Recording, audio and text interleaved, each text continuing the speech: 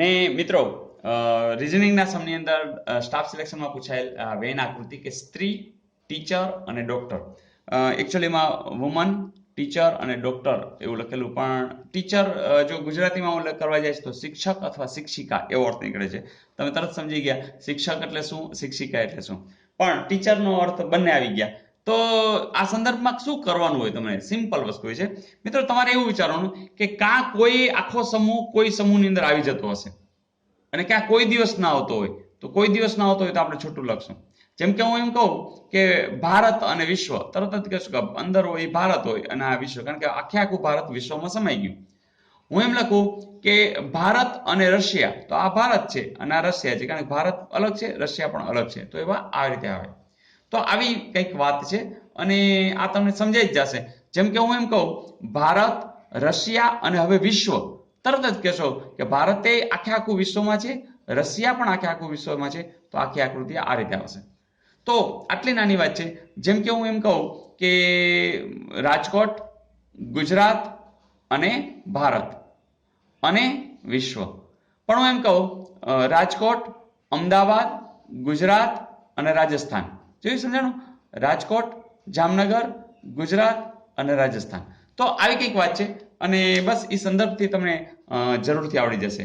જેમ કે તરત વિચારીએ આપણે સ્ત્રી, ટીચર અને ડોક્ટર. ચાલો વિચારો કે દરેક ટીચર છે એ સ્ત્રી હોય ખરા? નહીં હોય. શિક્ષકે હોય, શિક્ષિકા હોય. અચ્છા, ડોક્ટર છે એ ટીચર હોઈ શકે, ડોક્ટર છે સ્ત્રી હોઈ શકે? હા, ડોક્ટર સ્ત્રી, લેડી ડોક્ટર હોઈ શકે. ડોક્ટર છે ટીચર? હા, હોઈ શકે. જે ડોક્ટરનું ભણેલા છે, ડોક્ટર છે પોતે, તો એ મેડિકલ કોલેજમાં ભણાવતા જ હોય છે.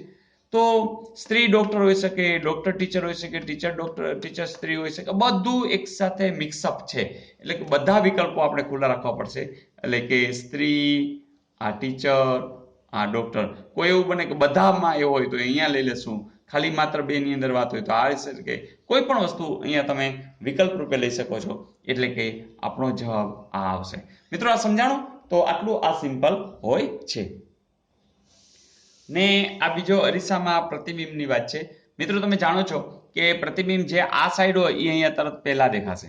તો જે ધારો કે આમ ક્રોસ છે તો એ આમ ક્રોસ આવશે, અહીંયા આમ લીટા છે તો એ આમ લીટા આવશે.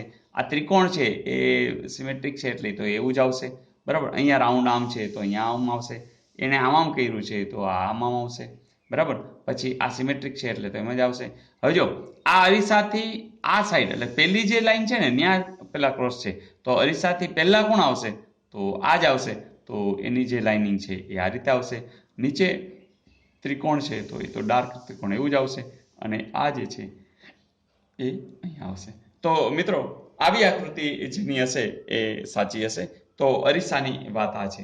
દાખલા તરીકે આ જ વસ્તુ જો નદીના પ્રતિબિંબ રૂપે હોત તો એ આખી આખી કૃતિ નીચે આવી જાત અને નીચે પાછું જેમ કે અહીંયા અરીસો છે એ જ રીતે કે અહીંયા આંકવામાં આવત, અહીંયા પાછું જે આ છે એ આમ આવત, બરાબર. તો નદીના પ્રતિબિંબની અંદર વિચારવાનું આ જે છે ગોળાઈ આમ આવી જાત, આ છે એ આમ આવી જાત, બરાબર.